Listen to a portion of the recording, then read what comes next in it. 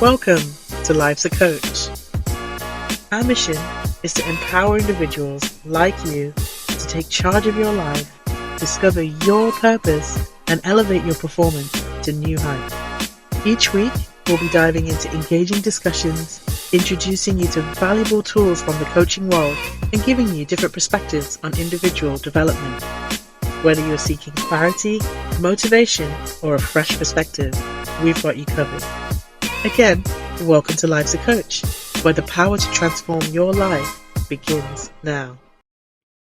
Let's go. Welcome to Life's a Coach. Good morning. Good morning. Good afternoon. Afternoon to Sofia in Portugal. Yes. Yeah. Morning to Eric and Almar in Florida. Where are you today, Avril? Today I'm in Georgia. Georgia. Today I'm in Georgia. Oh, I was back in Cali last week, but I'm back in Georgia this week. I saw some clips from your trip last week on Instagram, and I was really impressed and thought, oh my goodness, I almost felt like I was there. So amazing. Is that your partner that puts all of that together? That's the business that I'm doing with her. That's what we do in Cali. It's a sound bath and sound healing. So we had our first floating sound bath and healing. We had people come in and we put them on these like floating mattresses, and they had the pleasure of just listening to sound whilst they were floating in their pool. That one sold me. The floating on the water with the sound bath. I thought, wow, now that blew my mind. That was amazing. What an idea. Yeah. It's one of those things that we've looked into for a while. We've seen other people who are in the industry are doing the similar things. We thought, let's try it out. And we had amazing reviews. I bet. We had amazing reviews. And then we thought, we also need to go to experience one too. It's one thing to host one, it's a different thing to experience. So we're looking into going to one or two as well to just have a feel of what it feels like to be on the receiving end of that. Well, let me tell you, I was only receiving it via a small telephone screen, and I felt it. It was amazing. I can't even imagine what it could be like in person. Yeah. That's awesome. It was very cool. All right, so quick catch up. How you guys been? Good. I can't believe that time is flying so, I think I say this every time, but we're in the thick of summer. Yeah. Really? Yes, we are. It's just gone like that way. It's a lot. Yeah, it's a lot going on. I shared with you guys, obviously, that funnily enough, and I'm happy to share on the podcast and show some vulnerability. Basically, I shared with you guys via message that I signed my divorce papers this week, and within that, it was on the same day as my wedding anniversary. Can you believe that? And I did not have a clue that it was right. And so, just so much going on, just with regular stuff. I had Luca. I was looking after the dogs this week. And so, need to sort this paperwork out. So I went to get it notarized because you need to get it notarized. And only then, when the notary asks me to write down the date, do I realize, oh my God, I'm signing these papers on the same date. So, it was just crazy. And then had a little touch base with Almar this week about numerology and what these numbers mean. And I guess we came up with the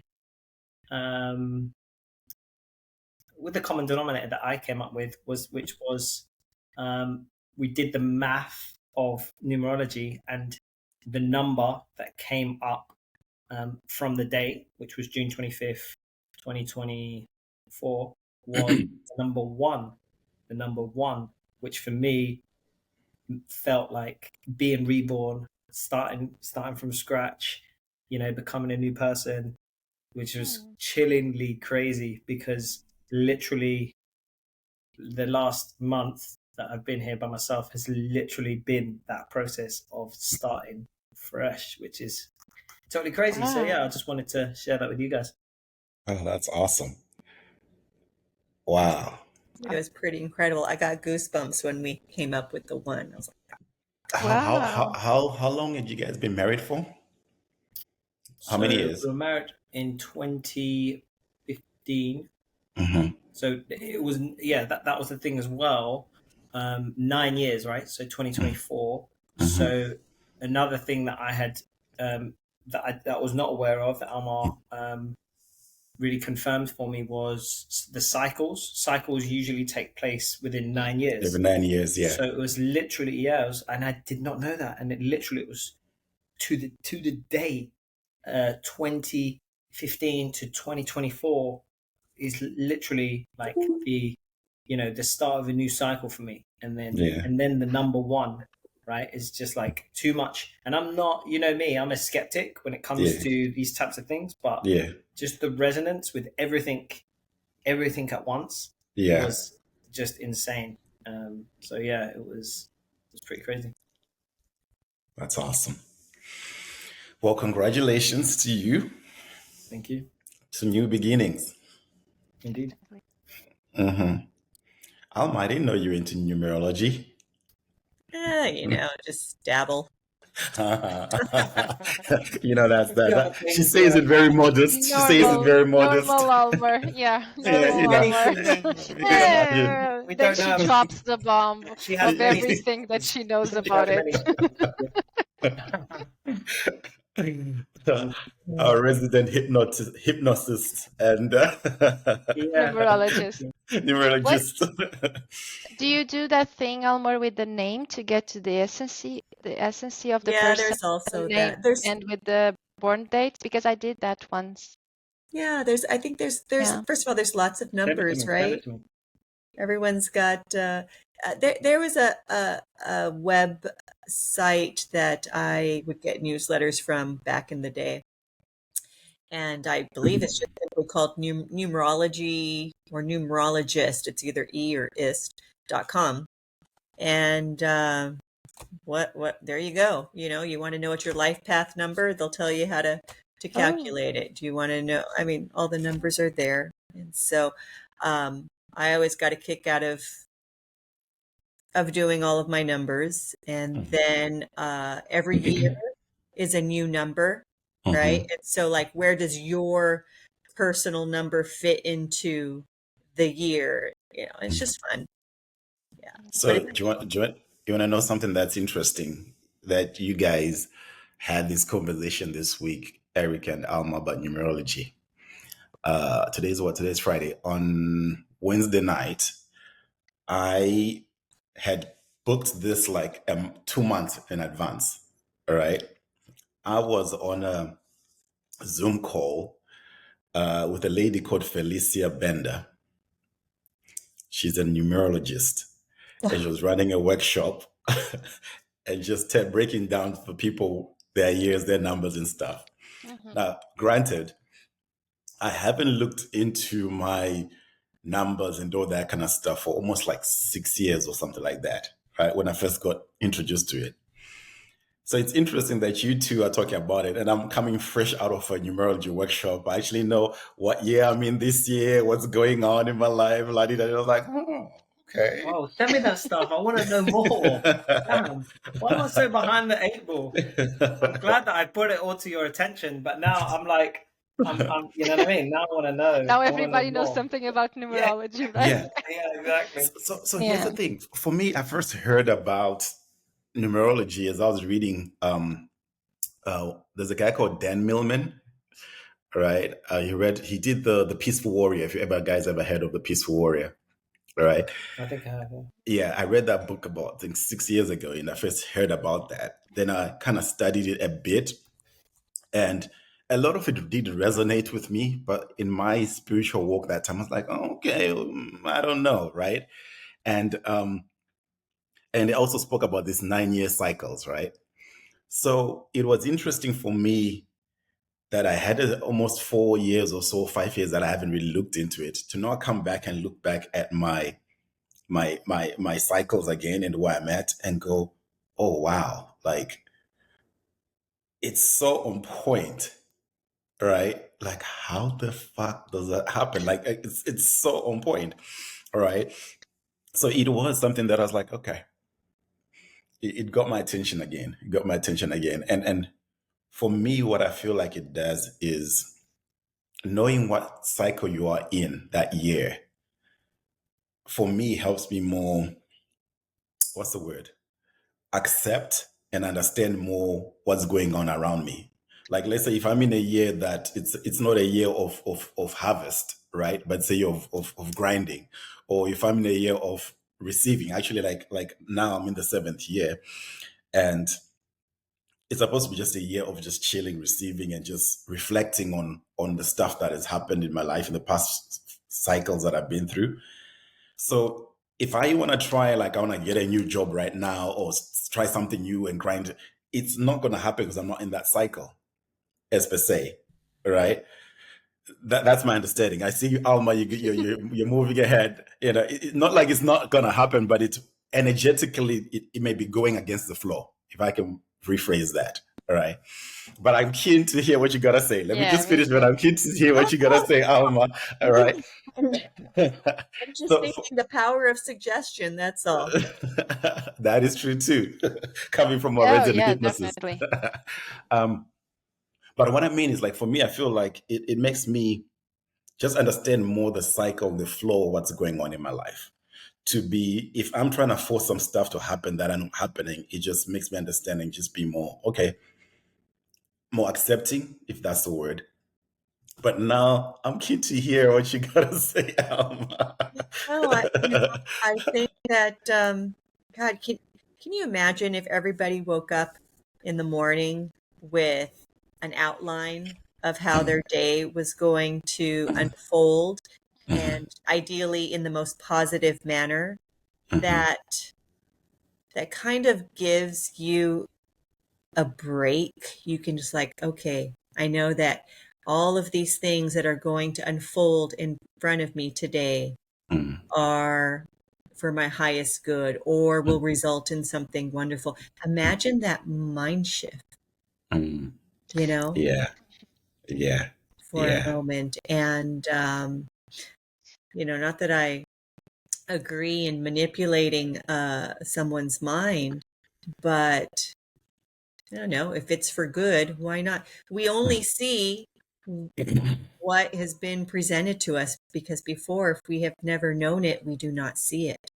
But reading my fortune for the day, I will now see that fortune in every minute that passes. It's like reading your horoscope for the day, your daily horoscope. It is. That's why, I don't agree in any negative horoscopes. Like, that should not be presented out there, whether you believe in them or not. That's not the point. But this is a powerful suggestion that the reader is receiving upon reading it. It should always be wonderful. Just wanted to put that out for everyone. And whether you believe in numerology or you dabble in it or it's interesting, whatever it is, there's that question, right? Like, is this the power of the universe directing me, or is this me directing me? And Eric and I kind of we brought up the movie Sliding Doors, right? And like the whole idea of destiny. But anyway. Oh my gosh, you reminded me. I'm keen to hear about that. Please do share. Wow, no, because like Almar, I can't remember what you had said, right? But I'd said it's a really interesting one, right? With regards to, like, I can't remember who brought it up, Sliding Doors, but we were talking about destiny, right? And you was talking about, hey, like with numerology and the way all of these things work. I think.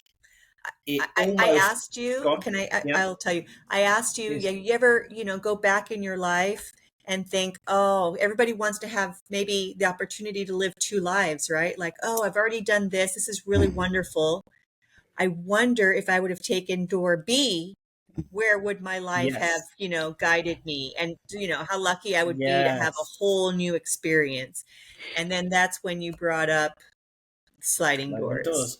And the interesting part was I was taking Almar was saying, hey, it's not like sliding doors because, and correct me if I'm wrong, right, Almar? Because you had said, hey, it's not like sliding doors, because in the end you will finish with the same outcome, right? And you end up at the same place. But I said, but the beautiful thing is that you get to choose the path that you take, which for me, like that destiny, that is your destiny, right? The outcome is great, but it's how you get there that changes the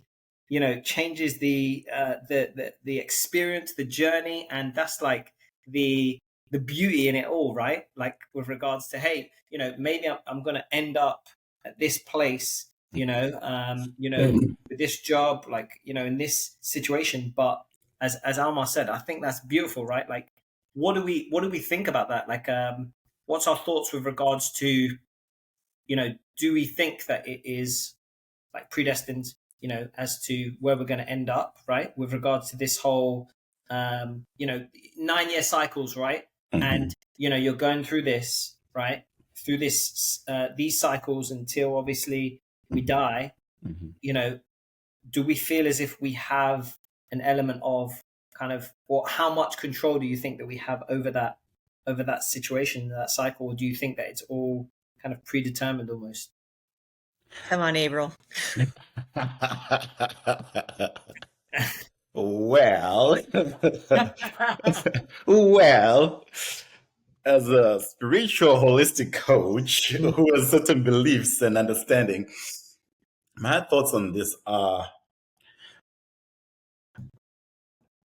so what I believe, I can only speak for what I believe, right? Of course, no. I believe we are souls that reincarnate, right? I believe that we're souls that come to either heal stuff or grow stuff or learn stuff in these lifetimes that we incarnate. So before we come, we actually say, I want to experience ... and I want to do ...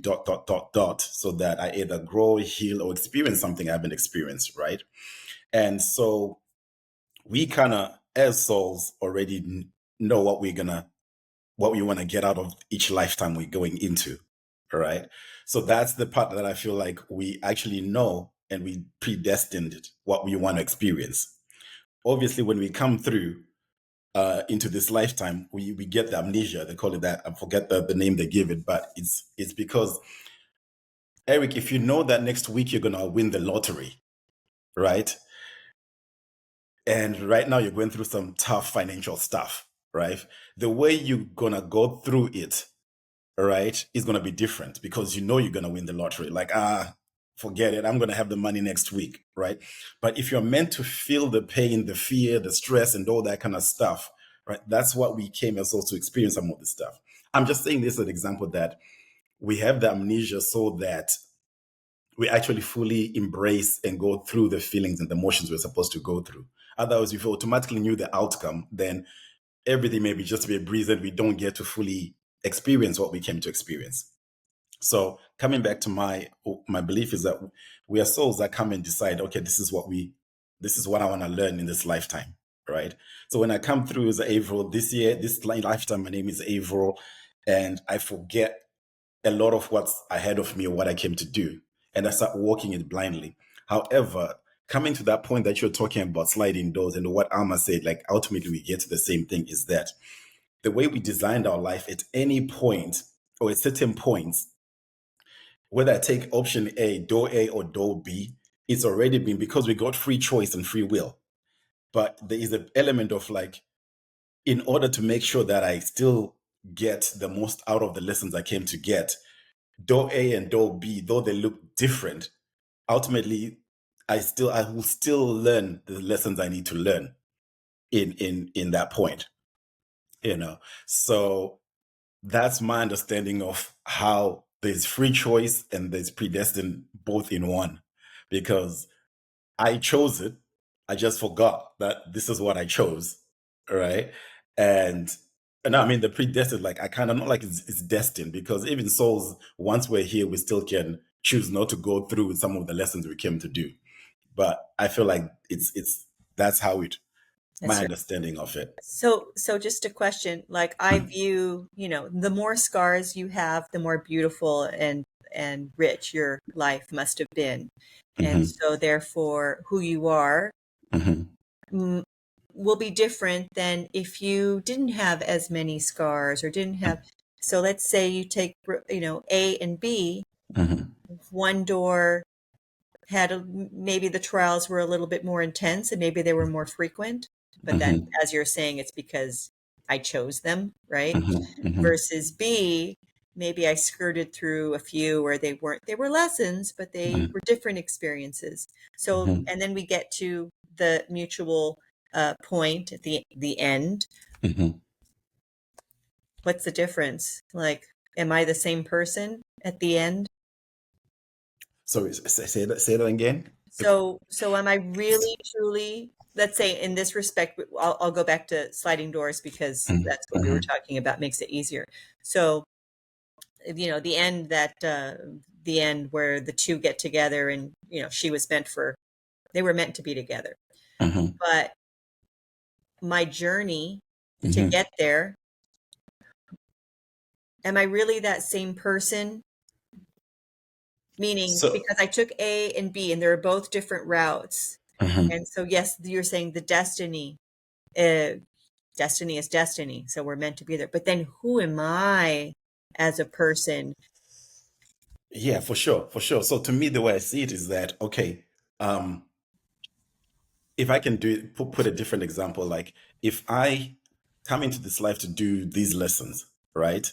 And though A gets me a master's degree, and though B, I just come out with a high school, certification, right? We're just talking life lessons or whatever it is I came to. It's one of those things that if I had agreed, these are the things I want to learn. At the end of the day, I still have learned stuff, right, in this lifetime, right? But if they're essential lessons that my soul really wants to learn, if I didn't get to do them in this lifetime, I'm gonna come back in a different lifetime and come back and get that, because my soul wants to learn that stuff. So I'll still come back in a different lifestyle and go experience some other stuff. Like, I know this is a bit of a delicate situation, but sometimes when someone commits suicide, right, it could be a place that soul has been given these endpoints where you can check out if it gets too hard. But if they pull out, they might jump out of the life's lessons they were supposed to learn. They get another opportunity to come back and have similar situations to learn that lesson that they're meant to have. We're getting into we're getting into interesting territory here, but I would say that, like, the part that resonates with me that you're talking about, Avril, with regards to, like, again, I'm not as spiritually inclined. I would put it in those words, but still, from the spiritual standpoint, I would say that our time on Earth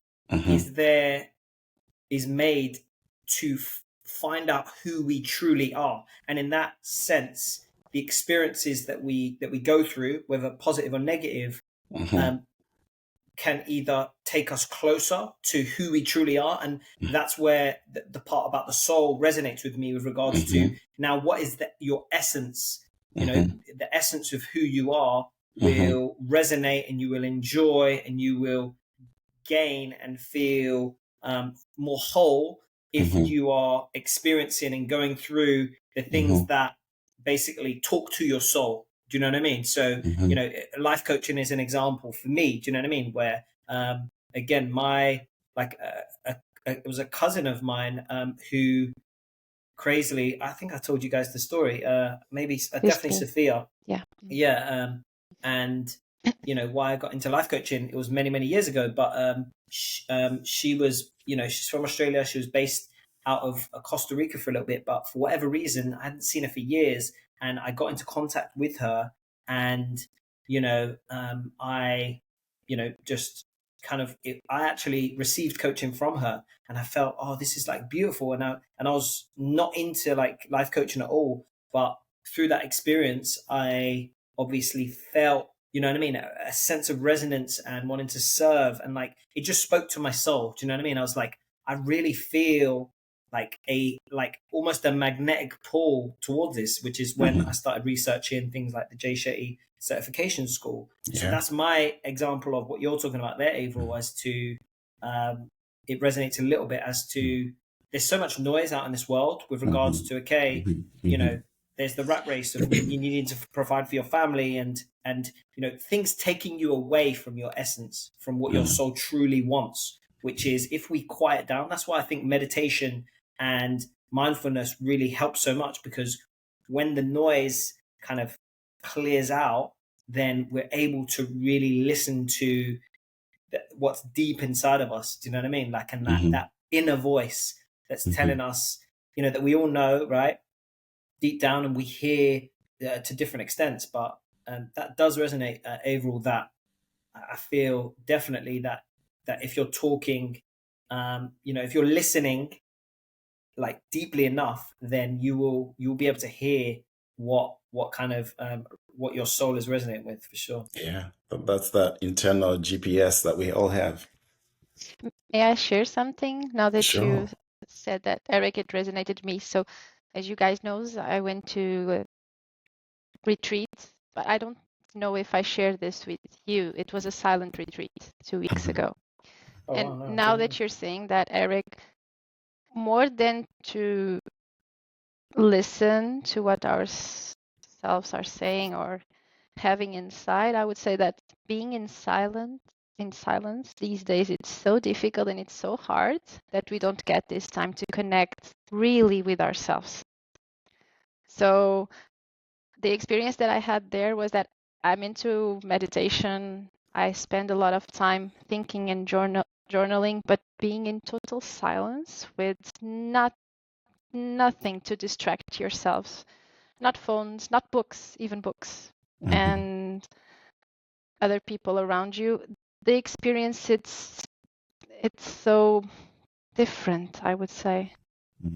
Even if it's not transformational, I think the insights that I got in that retreat are the ones that connect more to my soul. Even if it doesn't transform me completely. I don't know if I'm making any sense by saying this in this way, but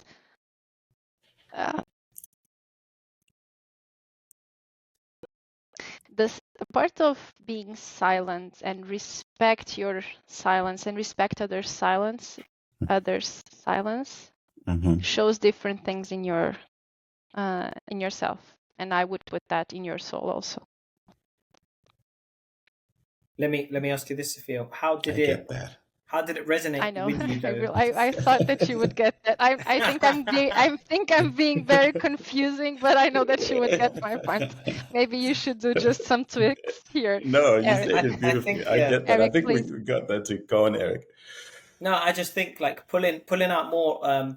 I guess for me, but for our listeners as well. What you said, obviously, it doesn't quite transform you, but it definitely speaks to your soul. Can you go a little bit deeper as to in what way did it speak to your soul, and in what way did it really resonate with you? Thank you. Yeah. Great question, Eric. Are you a life coach or something? Yeah, that's try. Are you putting me on the spot again? No, just joking. But I was listening to Avril. I'm not as, I would say, experienced with soul and the spiritual part that Avril is, and I was hearing Avril and I was thinking, wow, this is it. We don't have to be that knowledgeable about what happened before and what is happening in our lives, but I think that everything is related with the soul and what we experienced in the past. But going to your question, Eric, and if I understood it correctly, was what it made inside of me that moment. Freedom, it's the words.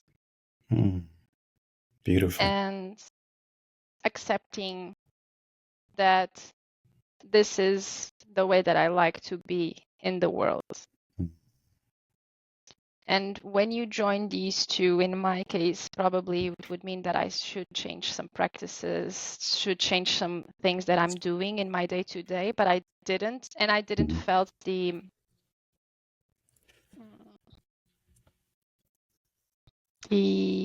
I didn't felt that I needed to change anything, but what I experienced inside, it resonated enough with me to see that I changed something.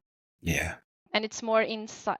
Yes. I really feel that I know what you Almar, you mean. know what I'm No, No, feeling, no, no, I right? hear no, you I know what clearly. you mean. Totally, No, totally. no, it's clear. Yeah, no, it is Yeah. clear. And I think it's because although I've been in silence, I've never been really in silence. Does this make sense? Oh. Avril, you're the one who runs retreats, so please just let me know if this makes Well, this is any beautiful though. sense. But it's beautiful that you're talking about though, Yeah. Sophia. Is a transformation doesn't need to be an external change of Mm-hmm. circumstances, Mm-hmm. job, Mm-hmm. diet, relationship. Right. This can Mm-hmm. be, Abbots, as yeah. you're talking about, that subtle, just feeling. Right. Mm-hmm. That feeling of resonance. That Mm-hmm. I think that is exactly what we're talking about. It's that. Yeah. It's that speaking to your soul. I feel that Alma has something to say, something to No, add. no, it's just like what Avril said. It's like your inner compass, right? No one knows, Yes. no one even knows it's in there because they haven't Mm-hmm. heard it. It's been Mm-hmm. so noisy. They live in a world of noise, Yeah. but imagine it has all the answers. Everyone's looking at the crystal ball, right? Mm-hmm. Guess what? You're Mm-hmm. walking around with the crystal ball right inside of you. Yeah, what I'm getting to from what you're saying, Sophia, is that, and I've experienced this too, that sometimes we have these experiences in our lives where externally, not internally, you just know that, oh, there's been a shift in me or something in me changed, but externally I haven't changed. I didn't get a new job or go out and do something different, but I just know that what I witnessed or what I went through changed something in me here. So something shifted in here. And sometimes it's just a knowing, like, wow, okay, so that's there. Okay, so I can just be silent in this. But doesn't mean that the next 7 years I'm going to go back and do something similar again, or I'm going to be more aware of that silence. But just like that, something you just know something is there or something happened, but there's no need to externally do anything about it. yeah. And Yeah. you're getting to the point of that the week after, I was asked a lot, as you may understand, that people around me are not that into these kinds of things. So I was asked a lot, what is it? How was it? What? And it's difficult to To explain when you explain, don't have yes. nothing. But what did you do differently? Mhm. Nothing. I'm doing Mhm. everything just the same. I'm Same, eating yeah. the same. I'm doing meditation as I did. I'm Mhm. have the same job. So it's difficult to explain, at least for me, when it Mhm. means a change inside you. Mhm. And Mhm. now going back to what you were saying about, I don't know if this was exactly what you were saying, but I really believe on the energy of the universe. So I think that we attract the things that happen to us. I really think so. Almar was mentioning something that I really find it very important is how do we wake up in the morning? What kind of Mhm. messages do we have in our Mhm. heads? Yes. What is the impact of something that you say to yourself in the morning, and how does your day go with this Mhm. message? So that's why I think that when we have positive thoughts and positive things in our mind in the morning, everything will go. I don't mean that everything will go great and awesome, but we Mhm. are more able to accept some of the things that happen to us. I think we're able to listen more, like, to the internal voice, and it's almost like a different frequency of radio. Do you know what I mean? Like, it's like, when, like, and I know this from as well, because I've been, whenever I think things are good, I Mhm. will let go of my important habits, the meditation, breath work, exercise, and things like that, and then I'm just scatterbrains, you know what I mean? There's so much stimuli, and Mhm. I'm just, email, check, phone call, check, Mhm. Mhm.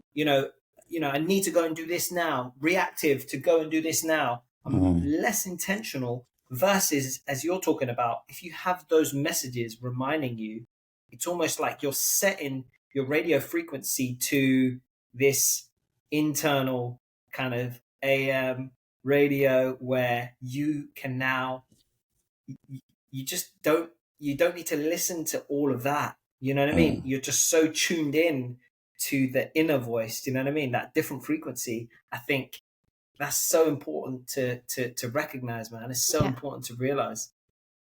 Can I ask Avril, as a coach, how would you suggest, like for our listeners, how to start, tapping in and maybe focusing on that frequency.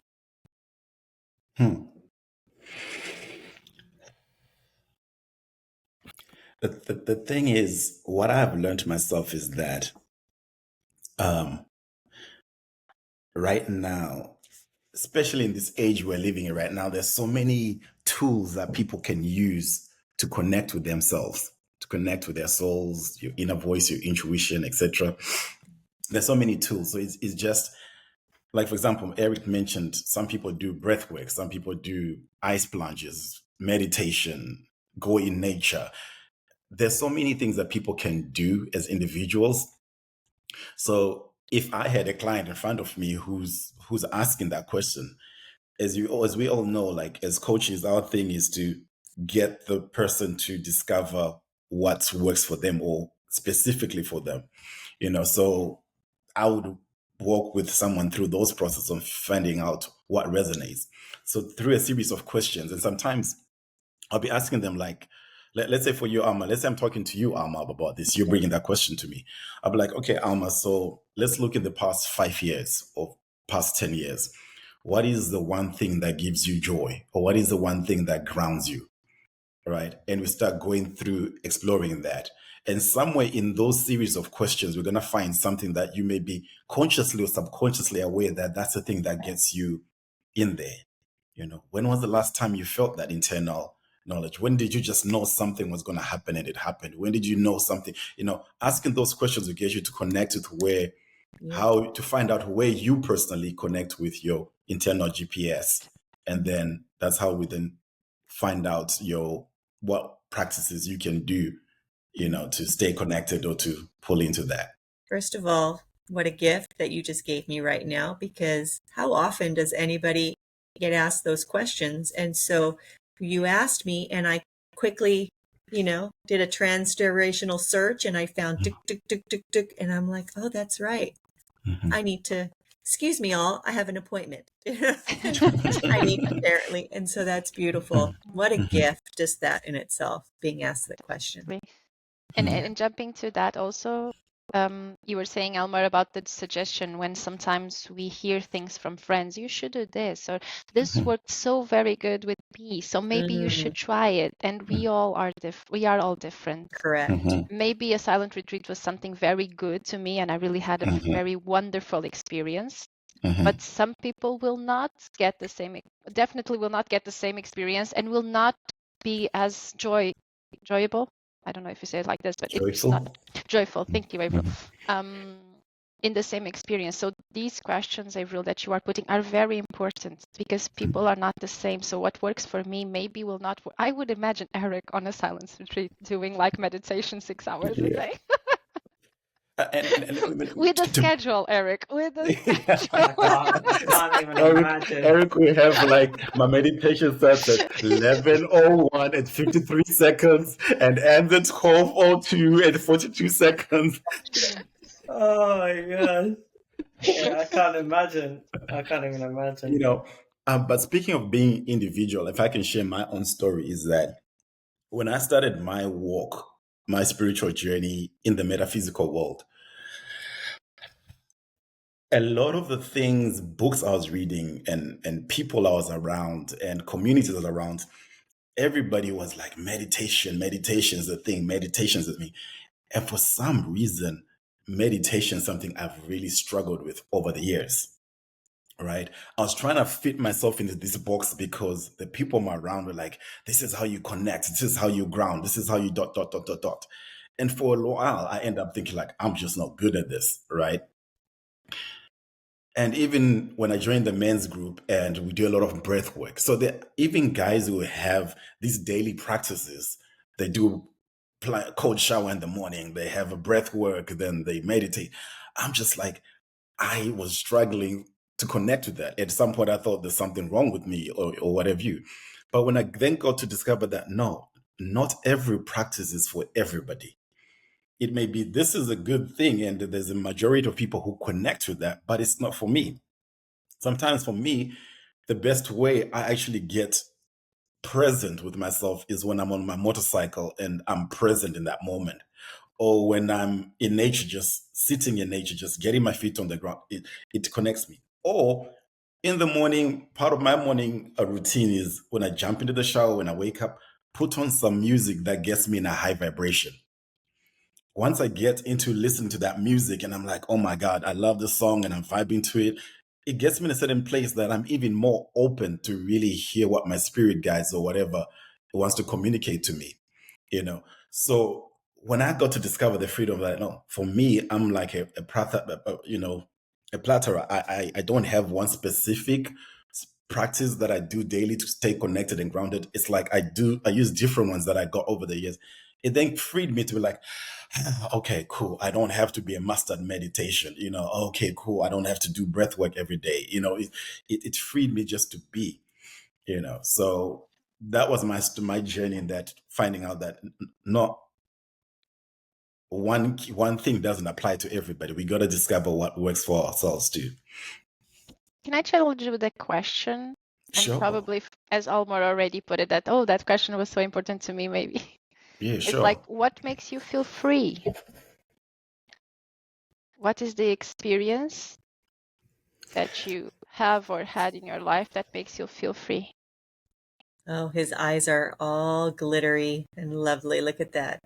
What did you just see? There was a picture. You had a picture in your What makes me free? Freedom. That word, freedom. Oh my days. So here's the thing about me. And again, it's one of those things that I've resisted over the years, but when I got to discover that this is who I am, I embraced it. I'm one guy who is awesome. I'm an extrovert and I love being with people. I get powered up by being around people. And at the same time, I love my alone time. Right. So even being in a relationship, like right now, my partner is in California, just having the time that at times we're together, then I get time to just be myself in that space. That just being by myself, either in nature or going for a drive, other things just give me freedom. I like exploring stuff in my long time. So I literally travel to another state by myself sometimes. I enjoy driving, or like I said, going on my motorcycle. It's just being myself with nature or in nature or just experiencing new things keeps me present. And that makes me free. I love the feeling of just being by myself at times, as much as I'm very much a people person. So I even have days and times when my partner goes, when I'm getting grumpy or groggy and sluggy, she's like, yo, you haven't been out in a few days, Go out. Go out, go for a drive. You just stuck in your go do your work at a coffee shop somewhere. Go just go out, and that works for me. How about As a you? person, Oh, I'm Yeah, sorry. Almar? I want to Yeah, know I was what going to the Eric question. also.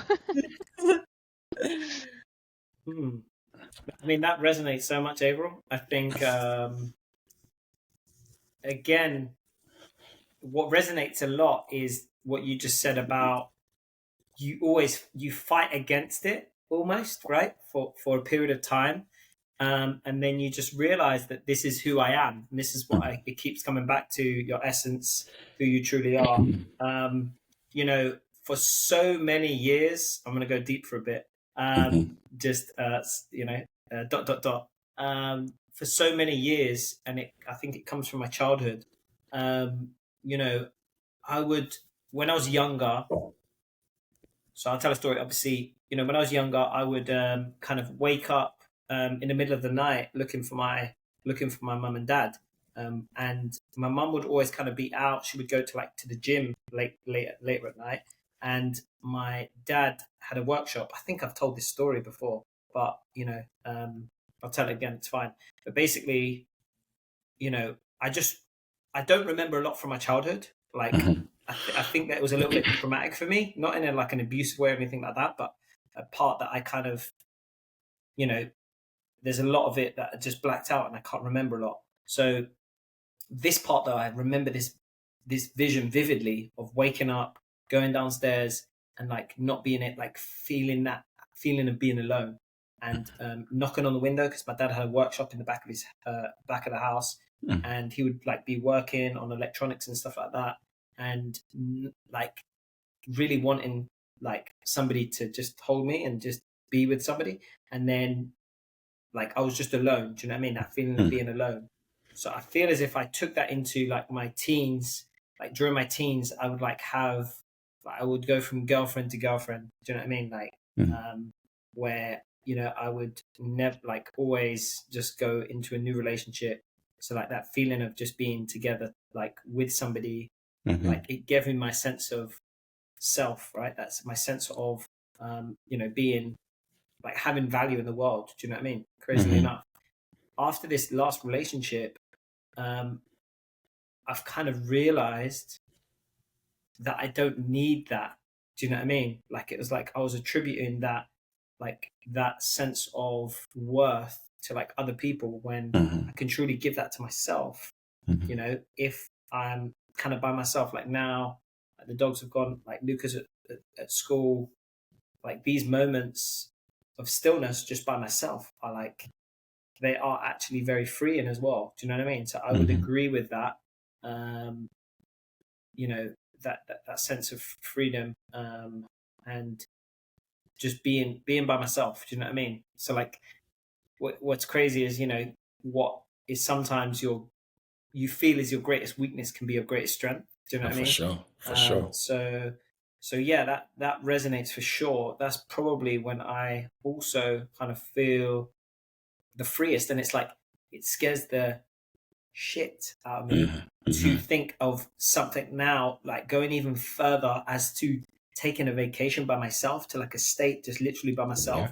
That would have been foreign to me, but at the same time it excites the shit out of me too. Do you know what I mean? Which is crazy, right? It's kind of like, whoa, can you imagine that? Like just by myself in a state, like, you know what I mean? Like where I could just go and do whatever, like, and just, you know what I mean? Just that autonomy and freedom is incredible. So yeah, I think I would also say one thing I've learned about me, and I don't know if this relates, like the freedom part, but definitely what is freeing is having these kind of deep conversations. And that's one thing I've realized is the relationships that I create, the friendships that I hold true to me and really want to cultivate are, you know, I'm not good with small talk. Like that's one thing I've realized. Like I don't do well for long periods, you know, just kind of, oh, how are you? Okay, how's the weather? How's the kid? You know what I mean? Like that stuff, it just is such a waste of time for me. So I feel as if people who can go deep and are vulnerable enough to kind of really tell me what they're going through and how that, you know, how they are deep down, I think that also is freeing, because that now allows me the space to kind of be vulnerable and you know, free. So that's me. What about you guys? Don't think that we're going to let you go without telling us. Can I just say something about what you just said, Eric? That's, to be honest with you, that space that you're talking of, there are a lot of people who struggle with it, just being with themselves. All right. Even, you know, what caught my attention is what you said, like thinking of going on a vacation by yourself is a thought that would have been very foreign to you or far from you. You know, it's that part is like a lot of people just can't hack it. Like, why would I do that by myself? It's like when you go to the movie by yourself or go for a date by yourself. People are like, oh, that's sad. That's this. Like, no, that's you treating yourself. That's you getting to know yourself and even being present with your thoughts. You know, when you're by yourself in those moments. So I know there's a mystic, or there's a stigma, if I'm gonna put it like that, of like, oh, you can't go on watch a movie by yourself, or you can't go on a date by yourself, or you can't. I felt like for me, that's some of the things that I get to. Like I said, I'm usually around people and all this stuff. So that's the time I get to connect with myself. Okay, where are my thoughts right now? What am I really feeling about stuff? You know. So it's good to just have that space. Yeah. You know. Totally agree. Alma knows Almar, that. I'm curious about your thoughts. No, I love it. I mean, you know, for months, I've been, you're speaking my language. I'm always saying, you know, it's freedom for sure, but romance yourself first. Yes. And get to know yourself. Eric, when I left my last relationship, I was in a place where I was like, you know what? I want to get to do things with myself, for myself, I haven't done on my list. All right. And my very first ever cruise ship trip, I treated myself to that. Like, you know what? I'm just going to go by myself. Right. I know next time I'll definitely want to do peeps, but that was my first experience of it, you know, by myself. And it was also what I needed, you know, being in nature, but just being ocean and sea and dropping over different ports and connecting with myself again. And last year, Almar knows this because I was on calls with them when, after I left my other job, and I just was just like, it was a busy season in October. I just wanted a break, you know. I had an opportunity to go to a trip to Hawaii, and I went there by myself for a week. You know, other people think that's crazy, but it was so, for me, it was just like being in nature, seeing this different geography that I've never seen in a while. Like it was just rejuvenating to my soul. Like that's what I needed. So I guess I'm just saying this to say, to remove the stigma of like, you can do things for yourself like that. You can go on a vacation by yourself. You know, it's cool. It's normal. It's nothing weird about it. It's important to note that just because you go once doesn't, you know, if you want to go see a movie by yourself once, doesn't mean that that's what you're going to be doing for the rest of your life. You're just going one time.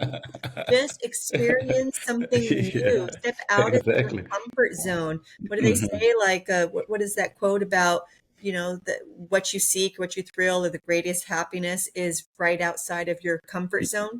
Just go and experience it. You know, like Avril went to Hawaii for a week, and now he knows that he won't be doing it again. I mean, it's a good experience that he will go with a partner next time, with his partner, whoever. But he knows that now. And I mean, I can totally do Hawaii again by myself. Well, you know, it's the cruise ship that I did by myself. I was like, okay. It's the cruise ship I did by myself. I was like, just to make it clear. Yeah, I'll do Hawaii again by myself. Yeah, that sounds kind of fun actually, like the Hawaii one by yourself. You'll only do Hawaii by himself. Yeah.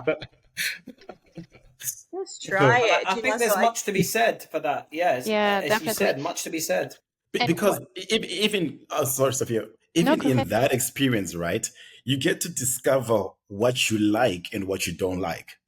Do you get what I'm saying? Definitely, yeah. Like, so that's why I'm like, for me, that's the thing. I can look back and go, yes, I wanted to treat myself to a cruise trip because I'd never done that. I grew up in a landlocked country, right? I've never done that before. I had a great experience. And also I discovered, this would be more fun if I had people with me. All right. Yeah. I've done vacations with peoples before, and I went to Hawaii by myself. It was the first time also going to Hawaii for me, right? And I wanted a quieter island, so I went to Kauai, and I loved that, right? I can definitely do Maui and other these with people. I can go back on vacation with my partner and family and stuff, totally. But again, I can see myself when I need a break and just want that chill time to be in nature and a different environment. I can at least see myself go back again and do Hawaii by myself. So I get to see, I got to understand what I like and what I don't like and what works for me and what doesn't. You know, every time people speak about this subject, I'm always reminded of a really old rom-com called Runaway Bride. And what it struck me because the eggs. Exactly. The eggs. Me too, Almar. Always comes to my mind. She didn't know. Yeah. She didn't know how she liked her eggs because she always liked them the way her perpetual partner liked them. Yes. Until she was finally on her own and she could figure out how she really liked them. How do you like your eggs, Eric? That's it. I found out now. And she was challenged. I always had them scrambled before, but I like them sunny side up. Actually, do you know what I mean? I like you. You will not like the way that I have my eggs, man. They're messy. You know what I mean? The way I like my burritos. Yeah, I like, but anyway. One of the things, Almar, is she was challenged to be by herself. If we remember the movie, Richard Gere challenges her. I think it's Richard Gere challenged her to say, "You don't know nothing about what you really like." And now bringing back to what Avril was saying, I think society is very hard when people want to do things by themselves. It's like either you don't have other option. This is what comes into society's minds. Either you don't have other option, or there's something wrong with you. But And that's that. Yeah, exactly. I like Sorry, to go on. say, Sophia. I guess Finish. I'm just lucky. I just got lucky. yes, and the thing is, you get to know more things about yourself if you spend this time by yourself doing something that maybe in the future, as you said, Almar, you will choose to do with other people, or you will choose to do it again by yourself. But just do yourself a favor and try. Just try and see, because don't go, and now I'm speaking in general to our listeners, but don't go with what society always says, because sometimes people rush into things, rush into relationship, rush into being supported by friends, or rush into being in like this. When you guys were talking, I was thinking, and I'm going deep on this, when someone loses a person, but when I say lose, it's like death or something like that. Everyone feels that that person needs to be surrounded and supported. And sometimes it's not like that, because I'm reading a book. It's a Portuguese author. So it's a very old man, 81 years old, that loses the love of his life. So they've been together for 50 years. And now it's the experience that he is having without having that person by his side. Of course, it's a book, it's fiction, but I think that sometimes this brings a lot of lessons to what it means to be. He starts saying in the book what it means to be lonely, right? And that's what he feels in the beginning of the book. But now that I'm going more into the book, he's starting to understand what it means to be himself, by himself, but doing some other things and experiencing some other things that now he's starting to share happily with his passed away wife. So it's experience, because nothing will harm you by being by yourself, right? By the end of your life, this is what you have, being with yourself. Look, Jay I'm sorry, talks a I lot went about. too deep, right? Sorry. No, that's No, great. we love deep Yeah, Jay on talks Life's a a lot Coach. about. Yeah, exactly. Jay talks a lot about like the difference between loneliness and solitude, right? Loneliness being the weakness of being alone, but solitude being the strength, right? As you said, and I think that fits perfectly. Like, you don't need to see it as a crux, right? A crutch, just being alone. And as you say, I think one of the big things, Sophia, why a lot of people and society wise, why we frown upon people who are just by themselves, or you know what I mean, like, why would you ever do this by yourself, is because they're probably so fearful themselves, right? Another thing that comes from Jay, but like it was a scientific experiment that people would rather get an electric shock than spend more than, I don't know, like 10 minutes with their own thoughts. Do you know what I mean? So absolutely. Do you know what I mean? That ability to get to know yourself a little bit more, right? I think that's just like, yeah, you need to be ready for it. Don't get me wrong. Do you know what I mean? Because you need to, like, it's going to be like, as Almar said, it's going to feel a little bit uncomfortable, but that's okay. Do you know what I mean? Just like, just kind of resonate in that moment. Just kind of let it soak. You know what I mean? That feeling. Once you get past that initial, that's what I've realized as well. Like the discomfort that we usually feel is just like this thin. Do you know what I mean? Like there's all of this comfort level, like this is the line of discomfort, and then but it's like really like minuscule usually, as to once we get past that point, there's like again another level of depth within that. So like I think like people think, oh my god, like, do you know what I mean? Like it's gonna be so uncomfortable and I'm gonna feel so bad for so long, but it's never like that. It's like, oh, kind of like, all right, I'm eating dinner by myself in a restaurant. Okay, like, waitress is looking at me a little bit, but like, oh my god. Then you get past that and you're like, oh my god, like, You know what I mean? I'm gonna have this because I can never have this because no one ever wants it. I'm gonna get 2 things on the menu and I'm gonna freaking take the rest home. Do you know what I mean? You know, I'm gonna people watch and I'm gonna freaking enjoy myself and just, you know what I mean? Like there's much to be said for kind of doing all that. What a nice way to recap. We forayed into numerology, and now we end up with back to the number 1. And 1 is not the loneliest number. 1 is the first step. 1 is the first experience. 1 is who you are when you first enter into this world. And so there's so many wonderful things with the number 1. And it's the one that leads, right? Number 1 is the one that leads. Thank you guys. That's pretty awesome. This was awesome. So, what a great episode. All right. As we wrap up, I just have one quick question for y'all. If you can make it within a sentence, right? What's your take? Like Almar said, we touched on different topics from numerology to going on dates alone by yourself. What's your take home? What's highlight or something that stuck out for you? One sentence each. What is it? Man. I know we spoke about a lot, so there could be many, but just pick one. I loved it. I love that we are challenging ourselves to stand up and listen to your true self, really. And I just like listen deep. I like that. Doesn't mean it's going to be forever. You're not going to do it alone, but just I like that part of this conversation. Eric? I would take it back to the start of the conversation when we're talking a little bit about friendship.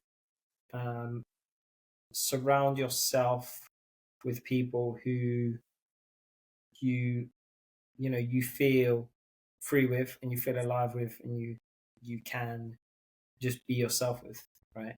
I think that is another way, A, spend time by yourself, B, only spend time with people who truly make you feel alive. Gotcha.